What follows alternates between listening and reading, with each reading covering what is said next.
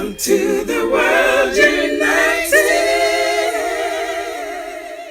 Welcome to the World United. Welcome, Rael. Rael, thank you for being on. You can hear me okay? Good morning. How are you? I am well. It's wonderful to see you. Are you okay if I introduce you with your bio? Sorry? Am I okay to introduce you with your bio? Go for it. Here we are. We have Rael Bricker, business excellence guy, speaker, mentor, and author. Rael's journey gave him a rude awakening in 2013 when, after a season of triathlons, he decided to run a marathon. All this was part of a plan before turning 50. So each time he ran, he experienced neck pain, and it was discovered that he had 2 blocked arteries. He was a lucky one, he reckons, as he managed to dodge a bullet and ended up with 2 stents. Today, he is probably back close to the fitness level and strength from 2013, but much more self-aware and listening to his body. This experience helped Rael to find his purpose in life. He found his purpose in sharing the experiences of journeying and achieving excellence with business owners and entrepreneurs throughout the world. After 30 plus years as a serial entrepreneur in everything from education to finance to fitness, he's now made it his mission to share his knowledge and expertise with others. Seeing that light come on and connections being made, people's heads as how they can weave his experiences and advice into their businesses and reinforce that this is where they need to be. This is where he needs to be. From being 6,000 feet underground in a mine to starting an education business to spending years working in venture capital, Rael has seen it all. He has listed companies on multiple international stock exchanges and is involved in a large financial services group. His diverse work history combined with unique global research, interviews with companies in many countries, his knowledge and experience makes him perfect to work with leaders and managers. And we are so excited to have you here today, Rael, being part of that movement of peace and harmony and unity. And you will share with us today in your presentation about communicating in color. And I am very excited to have you here. Thank you. Thank you very much. Good morning. Yeah, it's bright and shiny, and it's hard to sometimes, keep the energy level up at this time of the morning, but we're all good to go. So let's just do that for a moment and that, and you can still see me in the bottom corner. What I'm talking about today is the fact that we live in a world where the world has forgotten to communicate. We've forgotten how to communicate. We've forgotten to get back to basics of how we talk to each other. We walk around with blindfolds on. And only I wish that at the end of this workshop, someone who watches it and watches the recording gets to the end of the workshop and goes, wow, let's take off my blindfolds now and then understand there's a new way of communicating. So you may be thinking, how do you systematize communication? What am I talking about? Is it a system for communicating with people? It isn't.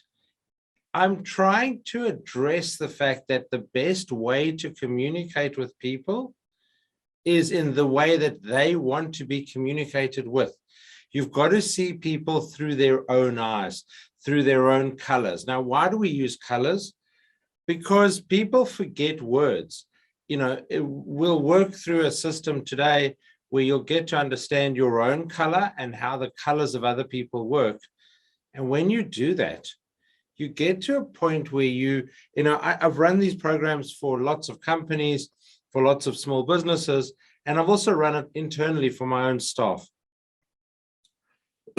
And we were sitting having drinks a couple of weeks ago, and I had some visitors who had been at one of my workshops, And one of my staff said something, and one of the others commented, and she said, well, I said that because I'm so blue. And by the end of this workshop, you'll have an idea of what being blue means, or green, or red, or yellow.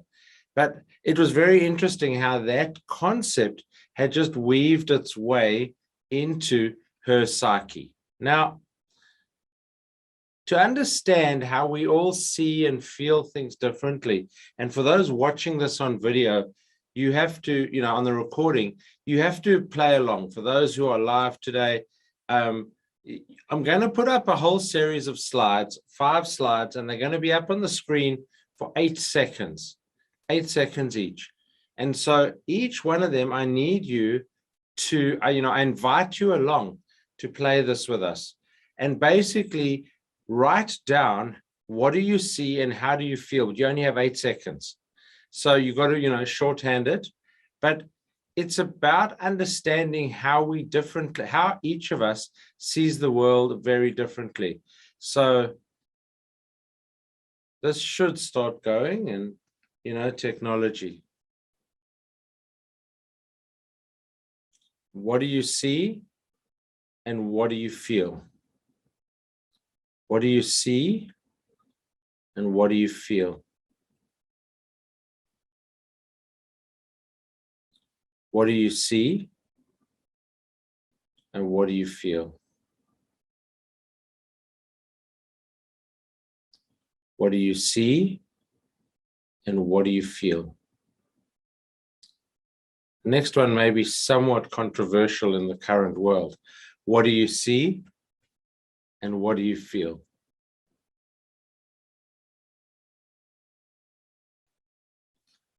Okay, and so, when I run this as a half-day workshop, we have a whole lot more of those. And then we go into a whole discussion of each one of those slides. But I'll give you some examples of what people have done. So interestingly, when we flick this slide up, a lot of people say gambling, dice, fun, whatever. And then you get the one voice, the lone voice, which always reminds me of that Monty Python show many, many years ago called Life of Brian, where you have all the false messiahs on the mountain. And one of them says, we're all individuals. And everyone in the crowd shouts, we're all individuals. And one little guy at the back is jumping up and down saying, I'm not an individual, I'm not an individual. Well, that idea, there is one dice on the screen that has 5 and not a 6. And so it's amazing when I do this in a group setting to suddenly see how people see things differently. Some people focus on the 5 only, and others focus on the fact that they're all 6s in various colors and all things like that. When we get to this one, we get peace, tranquility, harmony. And then I've had people going, oh, there's a broken paving there, or it's uneven, and potentially people could fall, and, that sort of stuff. And then you get to this one, winter's day, reading a book, warmth, comfort, etc. This is probably the least controversial, the most common view that people get. Then I get to the fruit and veg, and I get healthy and colors, and, oh, I don't like chilies. I've had that comment made before. And so, everybody sees this picture differently. This last one, I'm not even going to get into the politics of the debate around vaccinations right now, and borders and travel and all those other good things. I have a particular view, but it's interesting. I've been using this slide since 2019, long before this became a global issue or global pandemic. So it is interesting how people see the world differently. And so that's what I'm covering today, is how you see the world, how people see the world differently. And so the question becomes, what color are you? And so for the next 4 minutes, we're going to do a little exercise again. If you're watching this online, it's very easy, because you can just pause the video. I'm going to give each one of the slides that comes up about 30 seconds.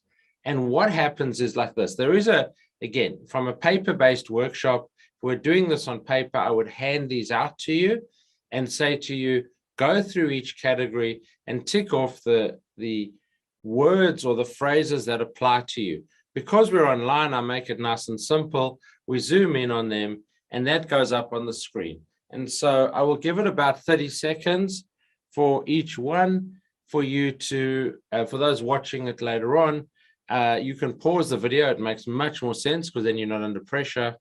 And you tick off. And by the way, the white lines where there doesn't appear to be a box are still boxes. It's just an illusion of graphics on a computer. So you tick off there. So category 1, if you like to take positions of authority, put a tick in the first box, etc., etc. Go down that category list. So that's about 30 seconds for people to have glanced through that, counted up. So you count up how many of those actually apply to you, and write down on a piece of paper that in category 1, I had 5 or 10 or 15 or 19. Category 2, and another 30 seconds or 40 seconds or so.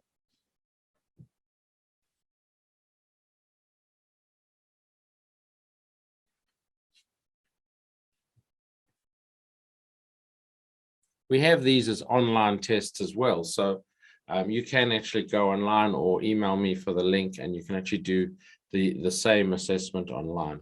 So category 3, are you sensitive feelings, loyal, calm, do you keep an even keel, etc. And the catch line there is, let's just keep things the way they are. That's the bottom line.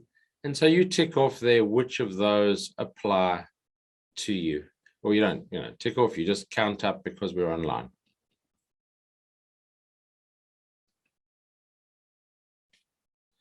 And the fourth category is the same instructions. Go through the list and count up how many of those things there apply to you.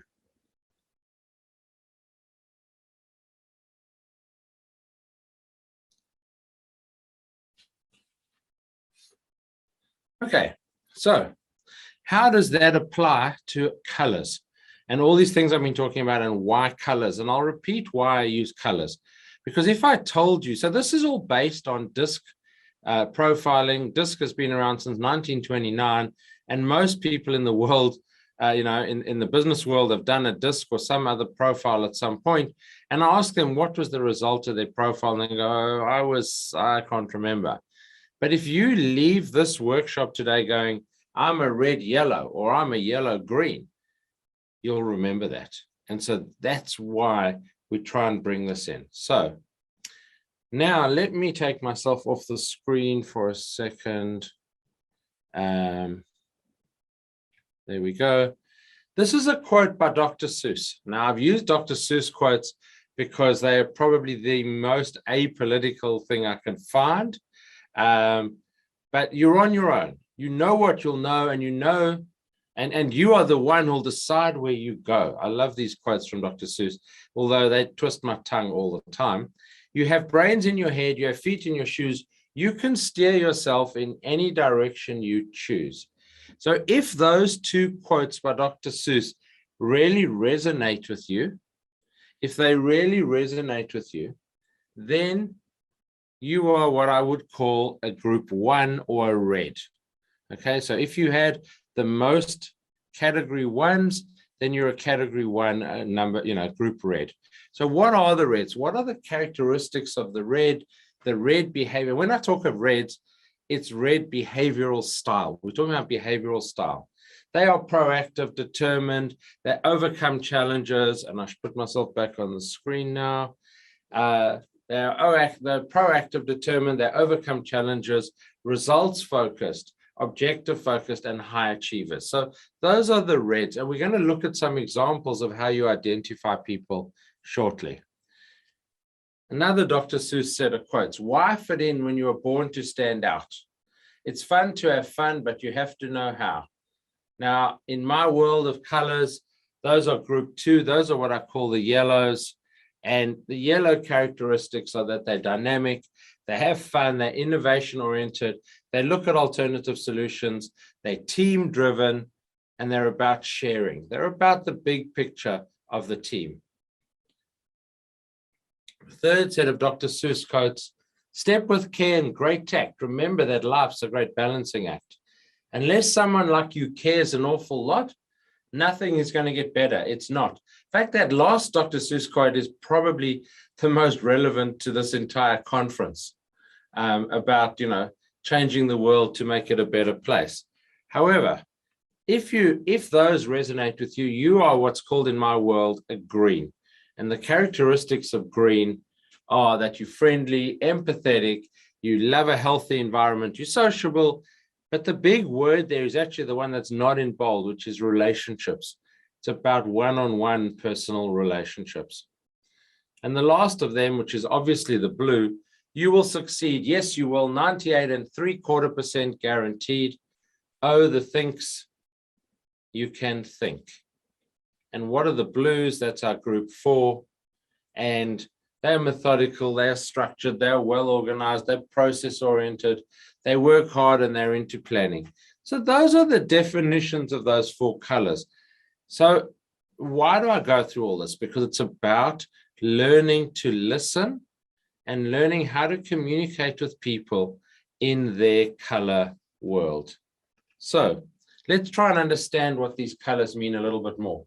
There are lots of people in the world who make fast decisions. Now, when I was at school, if I called somebody fast and then I used the opposite, which was slow, I'd get a punch in the nose, because calling people slow is probably politically incorrect and whatever, right? So we call them measured. We call people make fast decisions or measured decisions. On the other side of the equation, and every good speaker, and I'm a professional speaker, has a 2x2 matrix.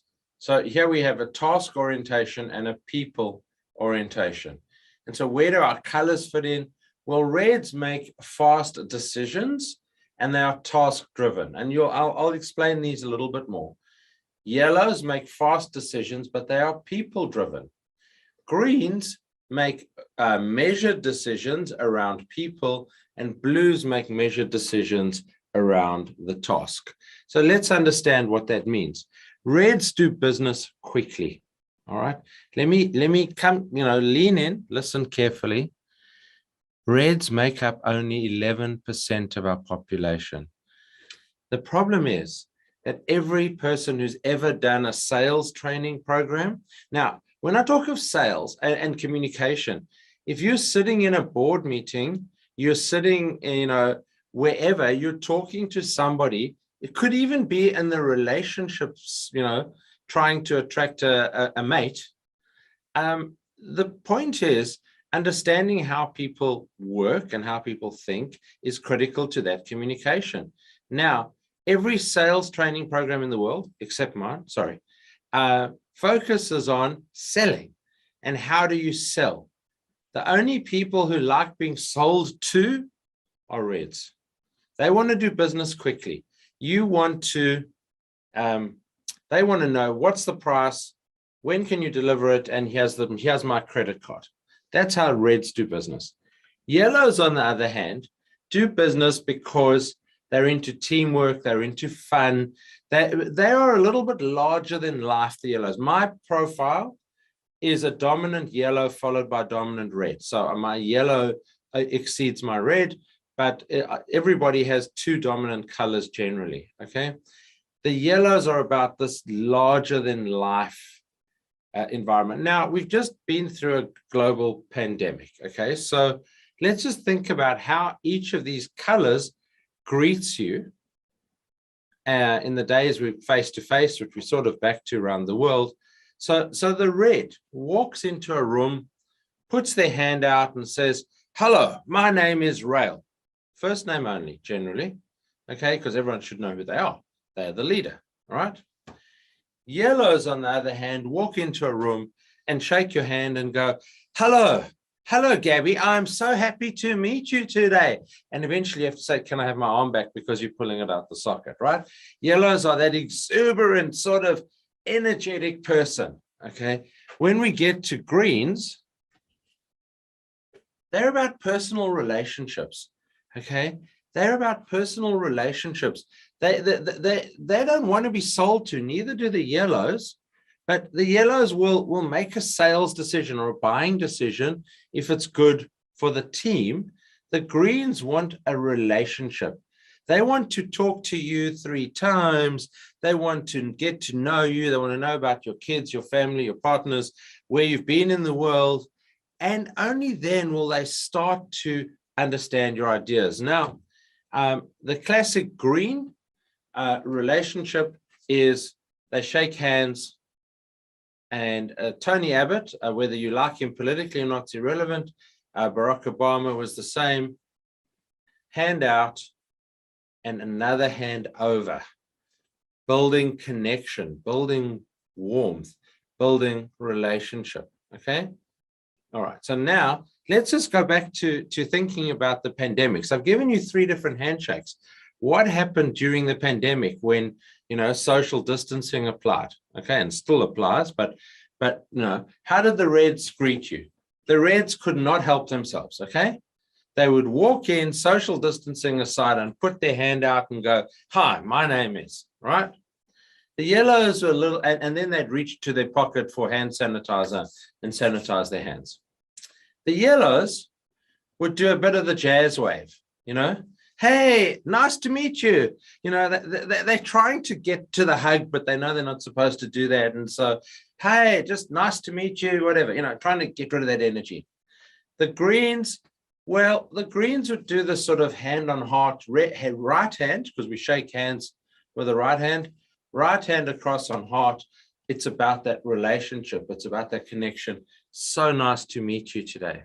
Leaning in, building the relationship with you, showing that the heart's in the relationship. Then we get to the blues. Blues want spreadsheets. They want testimonials. If you've got a website, the first thing a blue goes to is not the about you page, it's the testimonials page. Okay, that's what they do. Now, blues, on the other hand, would, you'd meet them in the real world, and they would sort of grab the tips of your fingers and say, nice to meet you, and then take 4 steps back. The best thing that happened to blues was the pandemic, because now they didn't have to shake hands. They didn't have to have personal contact. And they would sort of do this namaste, but not really namaste, because it was really just a way of making sure their hands didn't go anywhere near anybody. And they would sort of say, nice to see you, nice to meet you, and step backwards back into their 1.5 meter space. So that's a little bit of the understanding of the colors. Now I want to put up some examples of different people. Go back to the bottom of the screen. Some examples of different people and how you identify them. And once you start seeing certain characteristics, it makes it very easy. So, Bill Clinton, Shane Warne, both of whom were accused of having too much fun in their personal lives for a different reason. And Hamish and Andy, the radio personalities, TV personalities, they all have a common characteristic there, and that is that they are smiling. That is a very much, I didn't start with the Reds this time, a very much a yellow trait.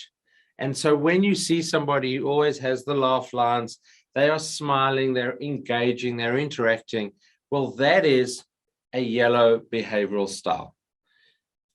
And I spoke about the handshake, Tony Abbott's handshake. So the greens, Barack Obama, Tony Abbott, Nicole Kidman, very green, very relationship driven, very relationship driven, that they want to build a relationship with you. If you look at the personal relationships that both Tony Abbott cultivated around the world and Barack Obama, that's sort of a good indication of their green behavior. The blues, well, Bill Gates, Fred Hollows, the famous eye surgeon, and on the right hand side is Peter Falk, the late Peter Falk, as an actor who played the series Columbo for many, many years. And in the Columbo series, he would always be walking out of a room and do this with his hand and turn back and go, just one more thing I have to ask you, just one more thing. And that is a very blue characteristic. That's a very blue characteristic because it's about more data and more information. Now, the Reds are a little controversial because I found some great examples of Reds, in Donald Trump, in Malcolm Turnbull, etc. And when you start seeing those people, you start understanding those people in your own social circle, your own business circle, who exhibit similar behaviors. The thing to remember is that all three of these people were president of America. And all three have very, very distinctly different behavioral styles. And so the behavioral style that you have doesn't determine your job. It doesn't determine your personality. Okay. So going back to this matrix now, let's look at how you actually communicate with each of these groups. Now, I will show you something, and a picture of it will come up a bit later.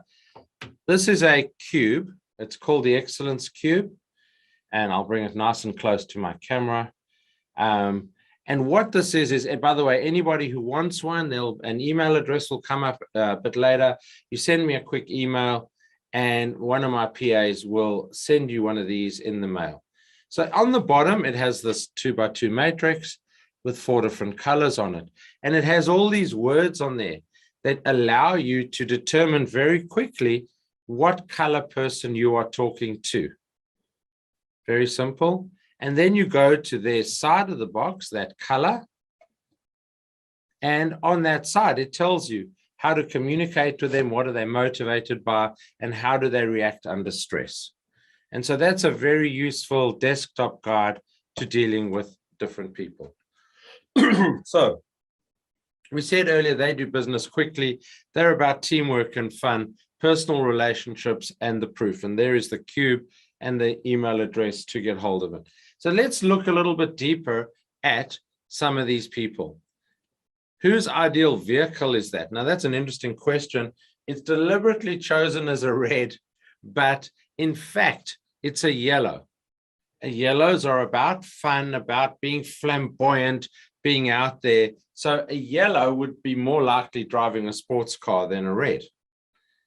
The people mover, fairly obviously, is going to come back as a green. Okay. The Prius is very economical, very sensible car to drive. It's very green and eco-friendly, although there's a whole debate about the batteries. We're not going to go down that road right now. And that really is your blue vehicle. The reds, on the other hand, well, Sherman tank is no, that shouldn't have appeared there. But they would drive something like a Hummer, something big and bold that matches the big and bold personality. And so just, you start trying to understand characteristics. But I mentioned that people have 2 different styles. Now, these are my personal styles. And what you see there is that on the left-hand side is my natural style. That is my high yellow and medium level red. Now, that is that my natural style is how I behave at home and how I behave under stress. Okay. So my natural stress reaction is to be funny, to be gregarious, to be out there. But at work, which is the right-hand one, which is my adapted style, I have to lead teams. So my red becomes much more prevalent. In other words, the dominance of my red as a leader, as a manager and a leader becomes much more prevalent in that environment. Okay, but that said, part of my financial services group is about relationships with people, which is why in the work environment, my green starts popping up because it is about relationships. Okay, so let's work out how you actually talk to people. So with reds, okay, reds are concerned about being number one, okay? So show them how to win. That's how you really get to the heart of working with somebody who has a red behavioral style.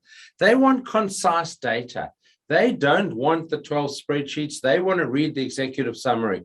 I always joke when my red is dominant. I say to people, someone sent me a thing on LinkedIn the other day and said, I've done this 12-minute video and I'd love you to watch it.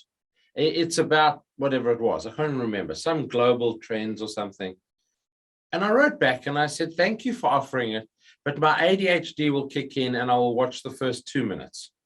And so I don't want to insult you by only doing that, because that was my red behavior sort of kicking in. But reds really want to be able to do their own thing. You've got to highlight things for them. You've got to give them the summary. You know, the kind of boss, the person in a meeting who says, no, I'm not interested in the detail. Just give me the high level picture. That's the red, okay? But do everything to let them take the lead. Let them feel as if they are leading the environment. The yellows want to be admired, okay? They are concerned with their appearance, their approval. They want the big picture as well, but they also want to know, how does it interact with people? How do we do this together? You know, they often are scatterbrained. My staff always joke that if they don't catch me in the right moment, I'm like a goldfish, okay? Because the goldfish goes around the bowl saying, that's a rock, that's a rock, all right? And that, you know, some days I can be incredibly focused 5 hours on the same task, and other days they'll ask me something, I'll walk to my office and I've forgotten what they asked me, okay? And so sometimes we do need a bit of help putting our lives together, but they need involvement, they need people contact. That's what everything that yellows do is about, is it good for the team? Reds will say, is it good for me? Yellows will say, is it good for the team? The greens are really non-aggressive. They're sort of peaceful. They're stable. They want to do things that minimize risk. You have to give them a step-by-step approach. They want to be accommodating. They want a harmonious world. You know, they look for calmness and peace and really just build those relationships with people to try and manage the world. Blues, on the other hand, want stability. They want data. They want accuracy. They want all the spreadsheets. You know, you want to get into a blue, tell them how brilliant their 13th spreadsheet was and how accurate their data was. That'll make them, you know, like you, because you've acknowledged their specific skill set. Okay. And so but now let's look at, I said earlier, when I asked you to lean in and I said 11% of the world are red. Well, let's look at the rest of that.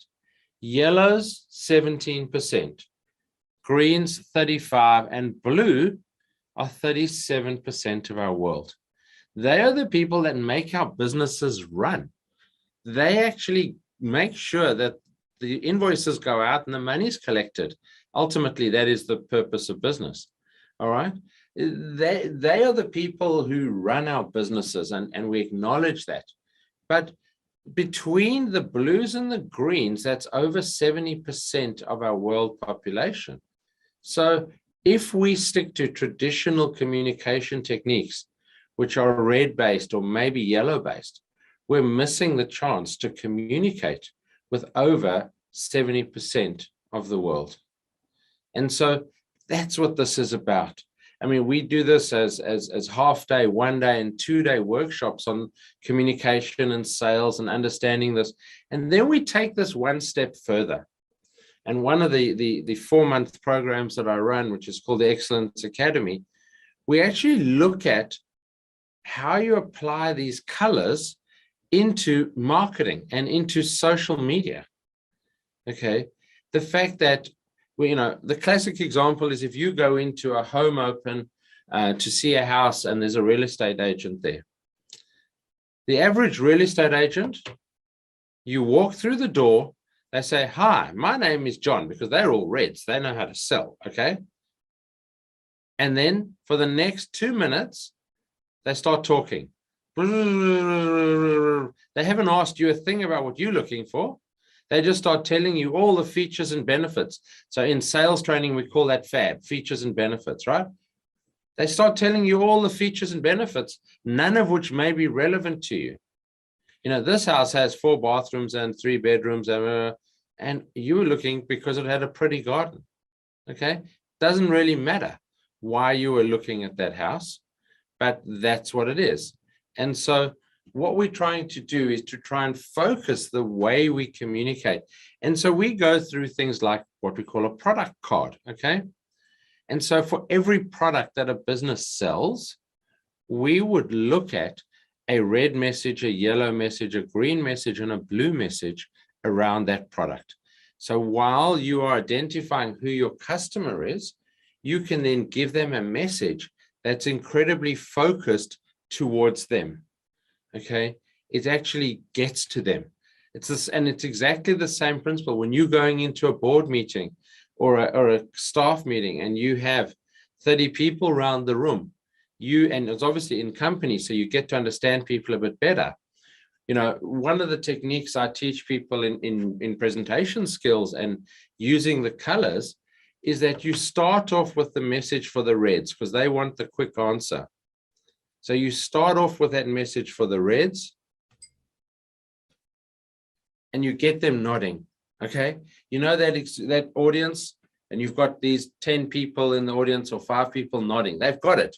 Then they take out their mobile phone. They're already texting because, you know, they don't, you know, they're bored already, but they're nodding. They've got it. So then your message should, so the traditional way speaking is taught is, you know, opening, you know, catch people's attention, body information, conclude whatever, or tell them what you're going to tell them, and then tell them again what you told them. We take it differently. We say, right, give a red message, then a yellow, then circle back to wake the reds up. Okay, give them another tidbit of information. Then go to your green, your relationships message. Then come back and wake up your reds and your yellows.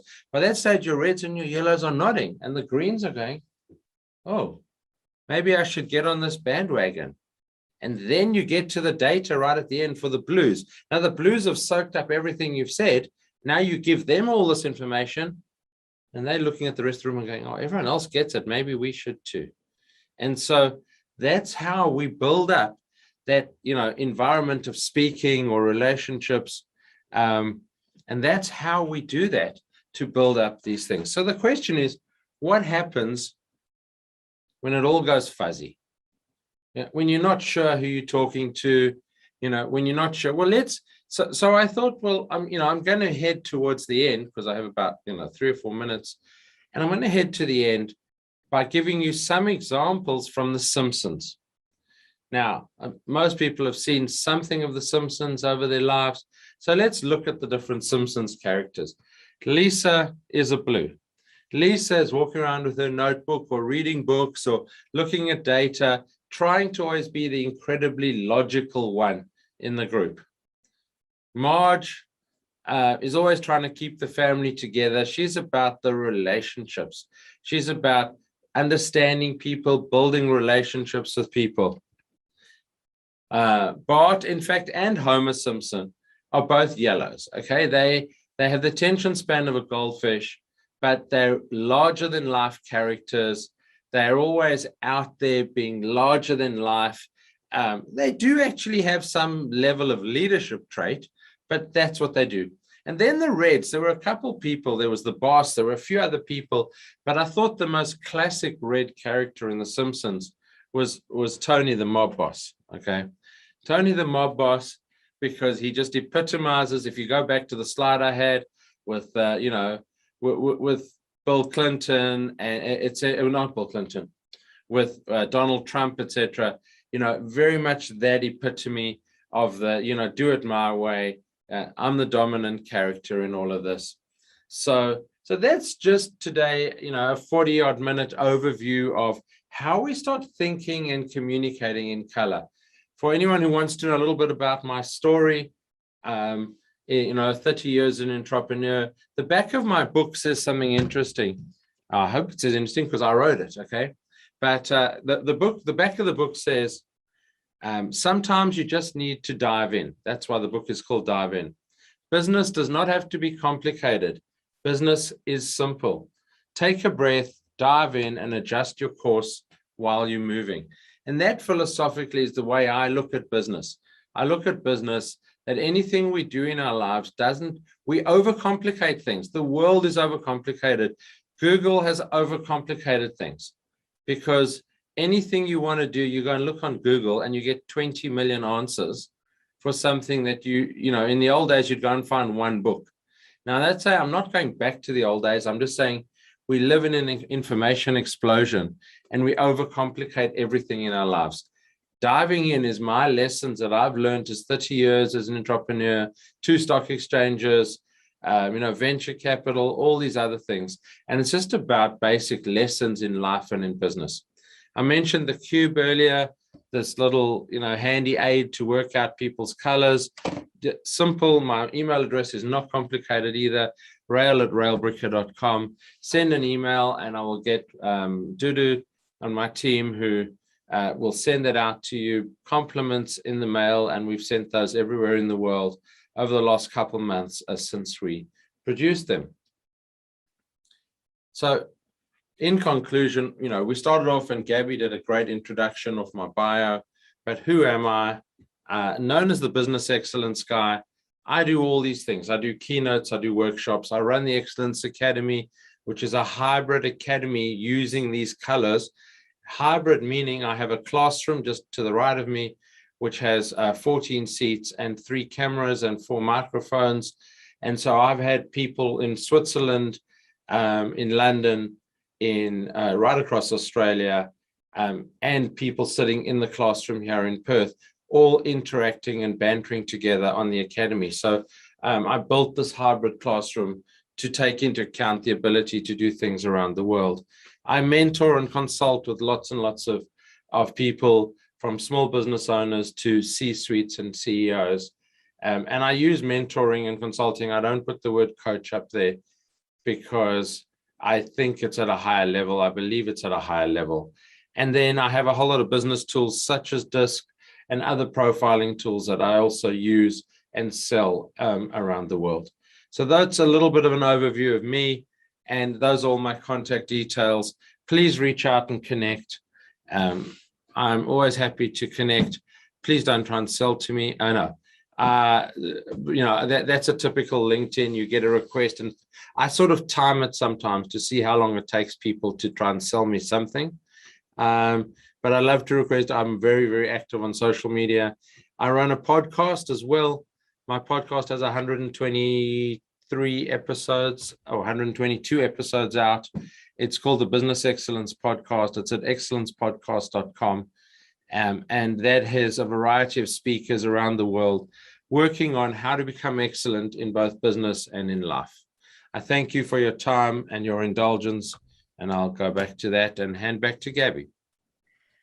Rael, that was just brilliant. I've enjoyed every minute of it, and it was not only informative, of course, but so relatable. You know, I had a lot of smiles on my face relating it to myself, but also to other people I know, you know, where you go, yep, yeah, I know that trait, that personality in someone else.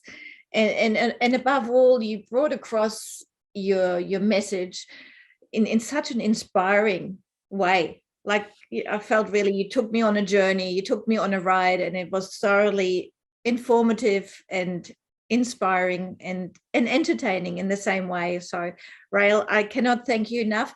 I do hope you can join us for the closing ceremony on track 1 later at 3:30. We'd love. I won't be in the studio because this is in my offices, but I'll probably do that from home later in the afternoon. It would be wonderful, because we're inviting all the presenters to come and, you know, finish off this beautiful journey we've all been on. So thank you from my heart to you for joining us here. Thank you, Rael. Thank you very much. It's been a lot of fun. Thank you. Thank you. It was great, Rael. Really enjoy as well. Thank you very much, Danny. It was great. Good to know, like, all of this, how it's hard to communicate sometimes, and you need to understand, like, the traits to be able to communicate well to everyone, and understanding these traits makes life easier, I think, you know, because you understand each other and creating unity, create peace, and that's what you're all about. Thank you, Ray. It was great. No, and there are so many ways that we go into that I didn't even touch on today. It's just simple. You know, you make 4 statements to somebody and then you ask one question. Which of those 4 statements makes the most sense to you? And that's how they tell you straight away what their behavioral style is, and then you know exactly how to communicate with them. So there's lots of things we do, and as I said, social media, marketing, etc., where we've taken this whole process of behavior to a different level. So I'm not going to hold up Maria's time because we are 3 minutes over time. So thank you very much all for your indulgence. Please, anyone who wants to reach out on any of the social media, and I'm happy to communicate and engage one-on-one. Absolutely. Thank you, Rael. Thank you so much.